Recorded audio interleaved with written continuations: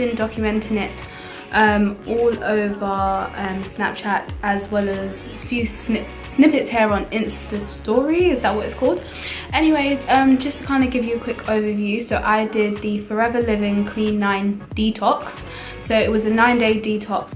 It consisted of following a specific plan, and it's a box. The box comes with all of the stuff you need, so all of the nutrients, all of the food supplements, all of the things that you need to make sure you're full, apart from obviously the meals when you start having meals. So before I went on to the Clean 9, I have actually been going to the gym since January.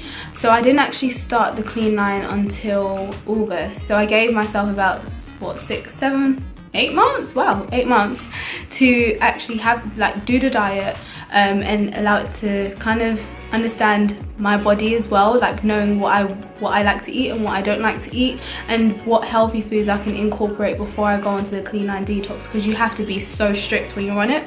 So what I did was, the first 2 days you can't have any meals, you can't have anything, you literally just on fluids, and that process is a 48-hour kind of detoxification, if that's even a word, and just making sure you get out all of that grubbiness out of your body that you can't get rid of. So usually when you're very bloated and you can't actually get the bloated weight out and stuff like that, that's what that helps.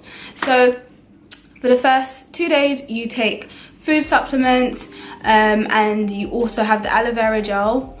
Guys, ain't cute.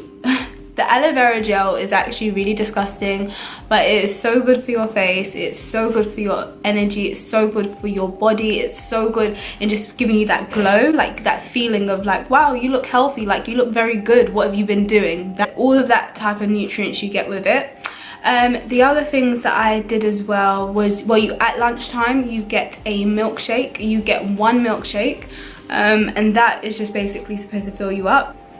And then again you do the same routine. So you, for the first 2 days, you just have your morning, you have your tablets and your aloe vera gel. Lunchtime you have your tablets, your aloe vera gel and your milkshake, and in the evenings you have your aloe vera gel and your tablets and your milkshake. I actually had a lot of questions on my detox. Unfortunately my phone is broken, so all of the stuff that I screenshotted, I can't actually answer the question, so I'm just going to answer it to the best that I can, if that makes sense. So people wanted to know what my my starting weight was. I started off at 57.7 kg, and I went down by day 9 to 56.1. So I actually lost quite a lot of weight, and it was very visible within my stomach, within my stature, just the way I kind of looked. The only place I didn't lose weight was like the hip area, but like my mum said, that hip area, because there's bones, you can't actually get rid of it like that. So yeah, so it really worked for my waist. My waist, I started off at 29, I think, and I went down to 27, so I lost 2 inches off my waist, which I think is really incredible. So I also lost some inches off of my calves, which I'm really happy about because my calves are huge, and I lost a few some inches as well off of my thighs. So overall, I think one of the other questions was, will I do it again? Well, this is the second time I did that, so yes, I definitely will do it again. I will insert some pictures as well throughout this video, just so you guys can see like my progress, so from day 1 to day 9. And some people felt that day 6's picture looked way better than day 9's picture.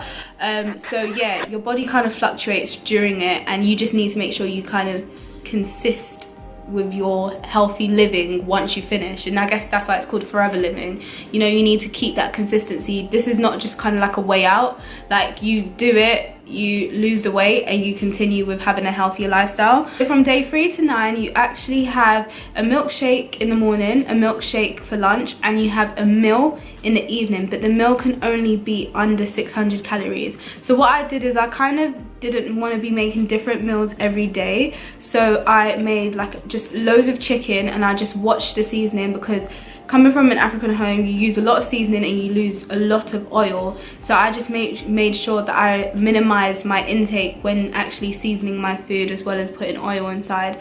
So I fried it, and then I also had mashed potatoes.